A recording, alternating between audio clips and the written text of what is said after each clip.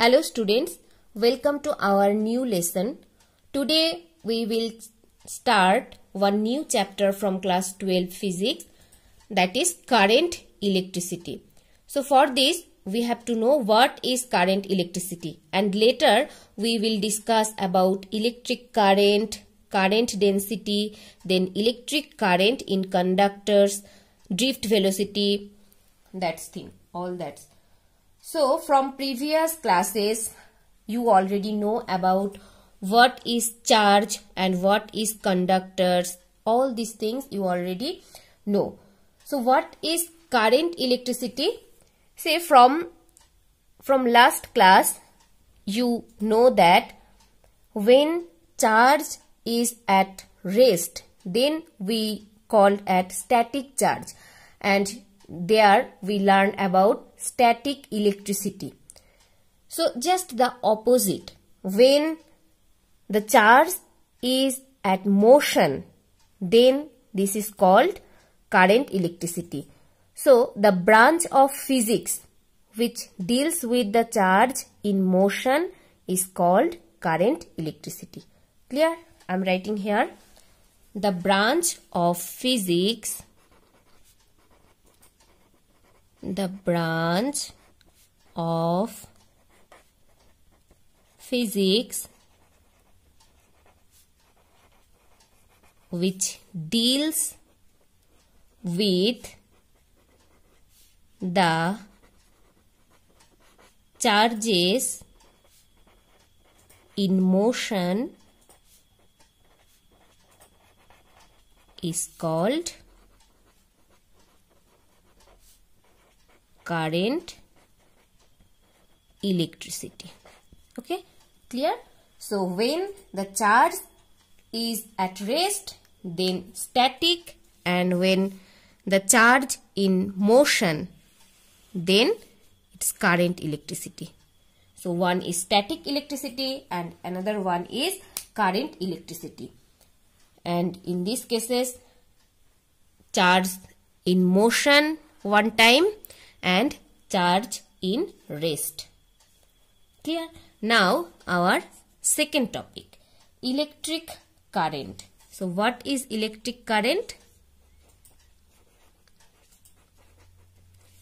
Electric current. So if we maintain the constant potential difference between the two conductors, we get a constant flow of charge in metallic wire. You already know. So connecting the two conductors, the flow of charge in metallic wire constitutes electric current. I repeat, if we maintain the constant potential difference between the two conductors, we get a constant flow of charge in metallic wire connecting the two conductors. The flow of this charge in metallic wire constitutes electric current. So basically we can write it is defined as the rate of flow of electric charge through any cross section of a conductor, and it is denoted by I. It is denoted by capital I. Okay, remember these things. It is denoted by capital I. So if we express this I, we can write I is equals to total charge flowing by time taken. Total charge flowing, charge we represent as Q, divided by time taken, small t. Clear? So this is basically electric current. Now we will discuss about this is scalar quantity or vector quantity. So remember, electric current is a scalar quantity. So remember, current is a scalar quantity. I am writing here, current is a scalar quantity. And what is the SI unit? You have to remember, sometimes these questions comes for 1 mark. So SI unit of current is ampere. SI unit of current is ampere. SI unit of current is ampere and it is denoted by capital A. And what is the value of 1 ampere? 1 ampere is equals to 1 coulomb divided by 1 second. So 1 ampere is equals to 1 coulomb divided by 1 second. So we can write this 1 coulomb per second, or 1 C S inverse. C for coulomb, S for second, or second. Our next topic is current density. Current density. What is current density? The current density at a point in a conductor is the ratio of the current at that point in the conductor to the area of cross section of the conductor at that point. Okay, suppose I am drawing one conductor. Suppose this one is one conductor and we are going to find out the current density at this point. So current density at a point, suppose this point in a conductor, is the ratio of the current at that point. That means what is the value of current at that point in the conductor to the area of cross section of the conductor at that point, and area of cross section for that point. Okay. So if a current I is distributed uniformly over the area of cross section A. Suppose if a current I is distributed uniformly over the area of cross section A. So I is current and A is area of cross section. Area of cross section. Then the current density at that point, so we can write current density at that point J is equals to I divided by A. That means current value divided by the area of cross section, the ratio. This two ratio is known as current density, and we define current density by this J. So it is the characteristics property of a point inside the conductor. It is a vector quantity. So you have to remember current density is a vector quantity. Current density is a vector quantity. Its direction at a point is the direction of flow of motion of positive charge at that point. I repeat, it's a vector quantity. This current direction or this current density. This current density is a vector quantity and its direction at a point is the direction of flow of motion of positive charge at that point. Clear? Now we will discuss about electric current in conductors. Electric current in conductors. For this, just you have to listen carefully, because you already know about electric current and conductors, all that thing. So if you just listen carefully, then you can easily understand. So now listen carefully.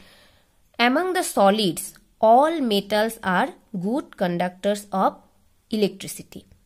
The electric conduction in them can be explained by the electron theory. In an atom of a substance, the electrons in the orbits close to the nucleus are bound to it under the strong attraction of the nuclear positive charge.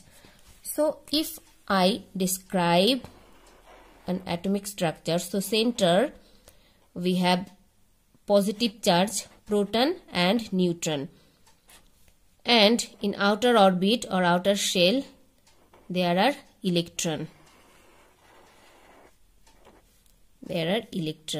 So these electrons are negatively charged, and in center positively charged proton is there. So there is attraction, force of attraction. Unlike charges, electron is negative and proton is positive. So negative, positive, unlike charges, are attract each other. You already know about this. So what happens in this case? Now again listen carefully. In an atom of a substance, the electrons in the orbits close to the nucleus are bound to it under the strong attraction of the nuclear positive charge. But the electrons far from the nucleus experience a very feeble force. Now if I consider one orbit here, far from that nucleus. So if one electron is situated here, so what is the force? This value of force is feeble. Okay, so feeble force. Hence, the outer electrons can be removed easily. So these electrons can be removed easily from the atom. In fact, a few outer electrons leave their atoms and move freely within the substance. These electrons called free electrons or conduction electrons. So these electrons far from this nucleus, we can easily remove these electrons. So these or those electrons are basically known as free electrons or conduction electrons. So electrons far from the nucleus are known as, and those electrons we can remove easily from this shell, outer shell. So these electrons are free electrons or conduction electrons. Conduction electrons. Clear? Therefore, the electrical conductivity of a solid substance depends upon the number of free electrons in it. Now remember, in metals this number is quite large. So this is approximately equals to 10 to the power 29 per meter cube. Hence, metals are good conductors of electricity. So which one is best conductor among the metals? Silver. So remember this. Sometimes it may come for 1 mark. So among the metals, among all metals, which one is best conductor? Silver. Silver is the best conductor of electricity. Gold is better than copper and aluminium respectively. Okay, so we complete our study about electric current in conductors. Now, how this conduction happens? Electric conduction takes place not only in metals but also in certain liquid and gases. But there is an important difference between the electric conduction in metals and that in liquid and gases. And in metals, what happens? In metals, the electric conduction occurs by the movement of negative charge carriers, that means electrons only. Whereas in liquids and gases, it occurs by the movement of both the positive and the negative charge carriers, that means ion. So you have to remember, in case of metals, the electric conduction occurs by movement of negative charge carriers, electrons only. But in liquid and gases, it occurs by the movement of both positive and negative charge carriers, that means ions. Now our last topic, that means drift velocity.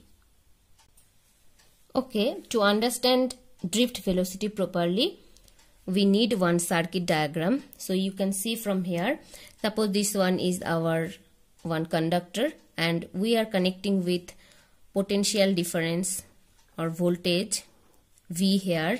So two terminal, positive and negative. So what is drift velocity? Drift velocity is the average uniform velocity acquired by free electrons inside a metal by the application of an electric field which is responsible for current through it. So what is the cause of current through this metal? Is the electric field, and from where electric field is generated? From this voltage source or potential difference. Okay, now drift velocity is very small. It is of the order of 10 to the power minus 4 meter per second as compared to the thermal speed of electrons at room temperature. If for a conductor, now you have to remember this expression, if for a conductor N is equals to number of electron per unit volume of the conductor, and if A is equals to area of cross section, and if V is equals to potential difference across the conductor, and E is equals to electric field inside the conductor, and I is equals to current, and J is equals to current density, and I'm writing here rho is equals to specific resistance,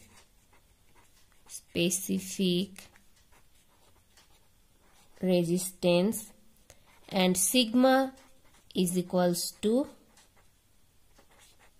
conductivity, and sigma is equals to, remember, 1 by rho. Then we can write, okay, I'm repeating again these terms, if N is equals to number of electron per unit volume of the conductor, and A is equals to area of cross section, V is equals to potential difference across the conductor, and E is equals to electric field, from you can see from here, E is equals to electric field inside the conductor, and I is equals to current, and J is equals to current density, and rho is equals to specific resistance, and sigma is equals to conductivity. Then we can write the current related with drift velocity as I is equals to NEAVD.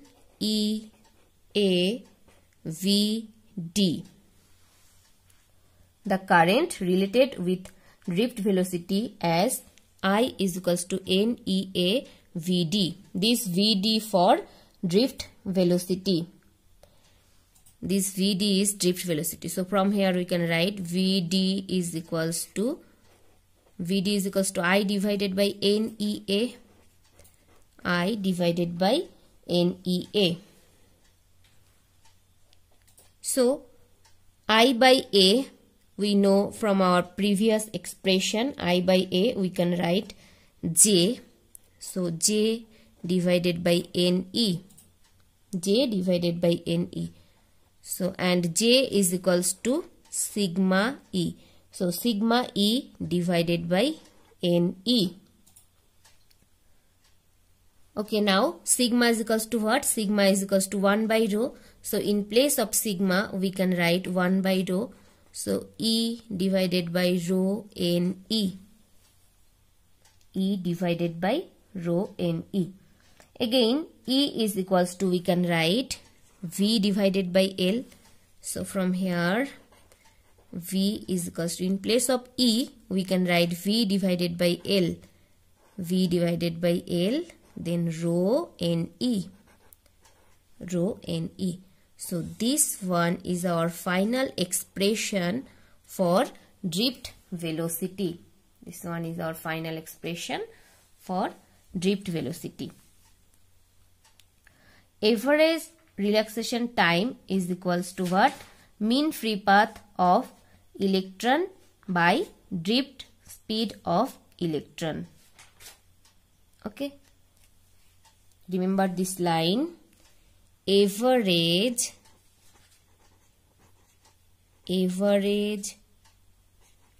relaxation time is equals to mean free path of electron divided by drift speed of electron. Drift speed or drift velocity. Drift speed of electron. Okay. So this drift velocity expression sometimes comes for 2 or 3 marks. 2 or 3 marks. So for 2 to 3 marks you have to write all that things which I told, and you have to draw this diagram also. Clear? That's all for today. Thank you for watching.